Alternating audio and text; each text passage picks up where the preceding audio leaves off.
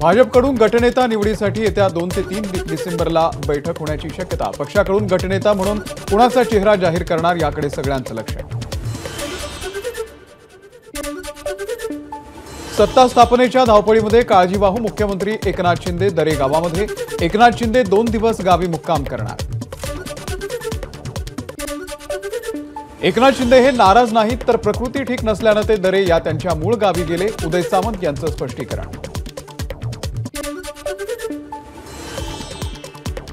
महायुतीचा शपथविधी सोहळा 5 डिसेंबरला आझाद मैदानात होणार। विश्वसनीय सूत्रांची माहिती।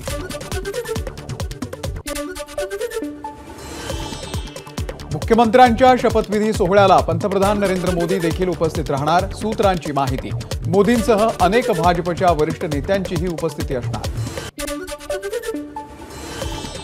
आता 5 डिसेंबरला महायुतीचा शपथविधी। 5 तारखेपर्यंत हे राज्य कोणाच्या भरवशावर? एक्सपोस्ट करत सुषमा अंधारे यांचा सवाल।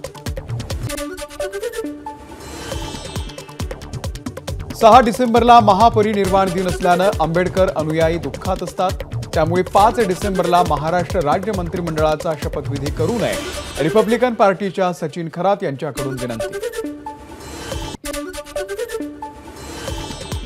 जितेंद्र आव्हाड बच्चू कडू यांनी एकनाथ शिंदेंसोबत केली तासभर चर्चा। कोणतीही राजकीय चर्चा झाली नसल्याची आव्हाड यांची माहिती।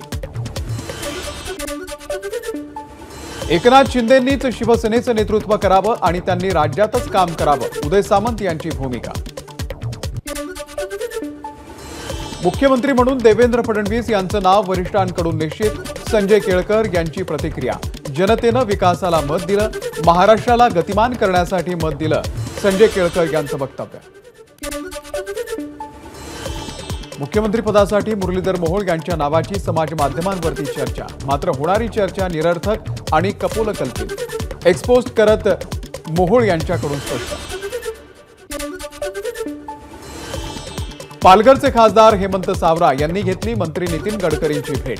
पालघरमधल्या वाहतूक कोंडी तसंच महामार्ग विकासाच्या संदर्भात केली चर्चा।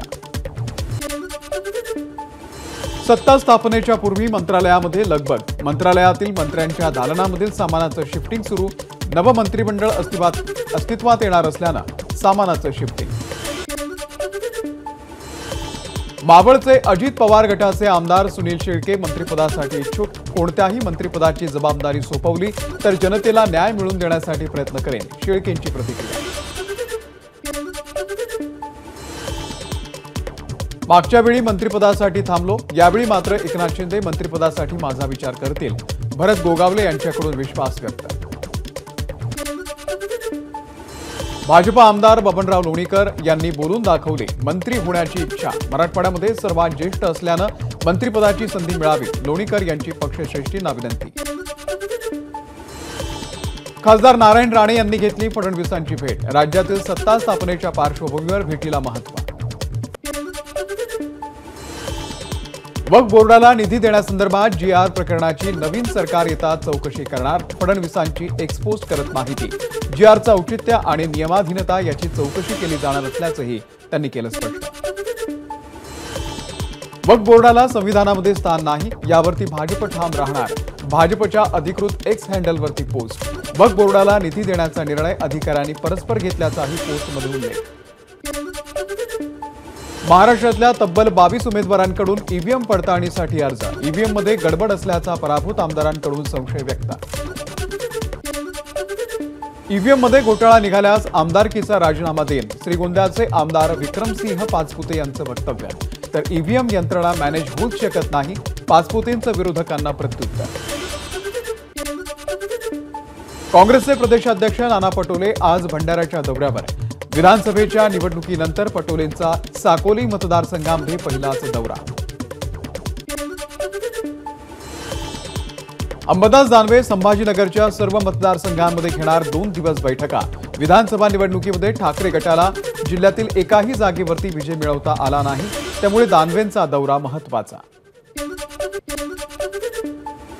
राज्यामध्ये थंडीचा कडाका वाढला। सोलापूरच्या जेऊरमध्ये निचांकित 6 अंश सेल्सिअस तापमान। तसंच राज्यामध्ये आजपासून किमान तापमानामध्ये काहीशी वाढ होण्याची शक्यता।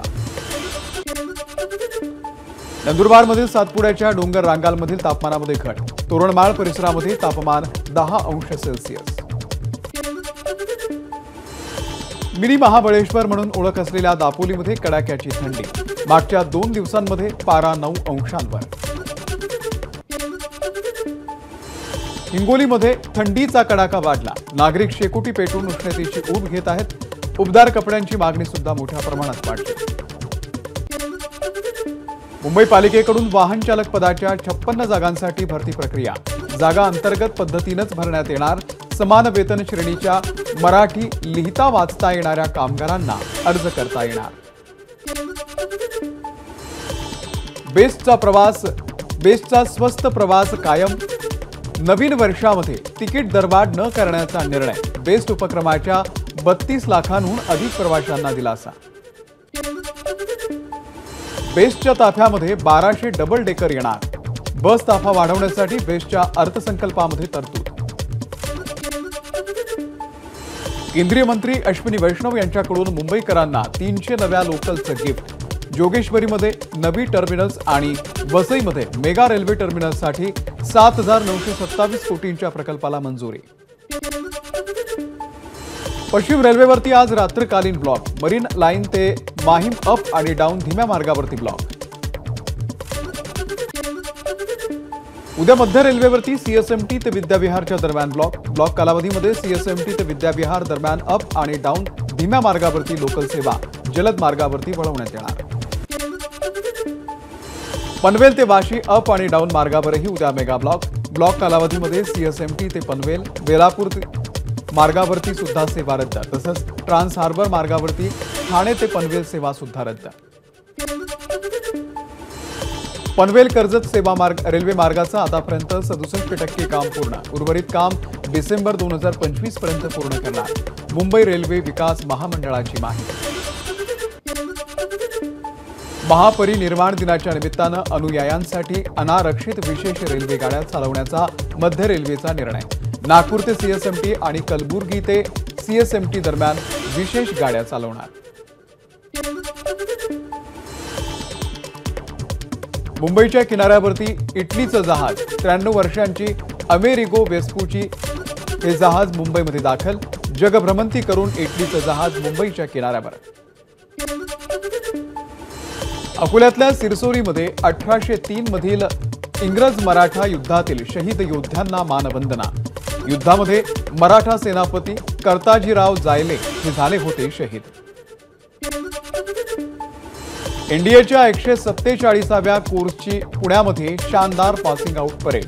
या परेडला प्रमुख अतिथी म्हणून वायुदल प्रमुख air chief marshal Amarpreet Singh उपस्थित. डहाणूमधील सारणी, निकावली, अंबावली उर्से बस सेवा तब्बल 25 वर्षांनंतर पुन्हा एकदा सुरू. ग्रामस्थांकडून बससह वाहक चालक यांचंही स्वागत. नाशिकच्या मनमाडमध्ये विद्यार्थ्यांसाठी इस्रो बस प्रदर्शन. अंतराळ आणि उपग्रहांची माहिती देण्यासाठी राबवण्यात आला उपक्रम. यवतमाळमध्ये शेतकऱ्यांची कापूस कोंडी. शासनानं 7,521 रुपये प्रति क्विंटल दर जाहीर केला असताना कापूस ओला झाल्यानं कारण देत शेतकऱ्यांकडून कमी दरानं कापूस खरेदी. एबीपी माझा, उघडा डोळे बघा नीट.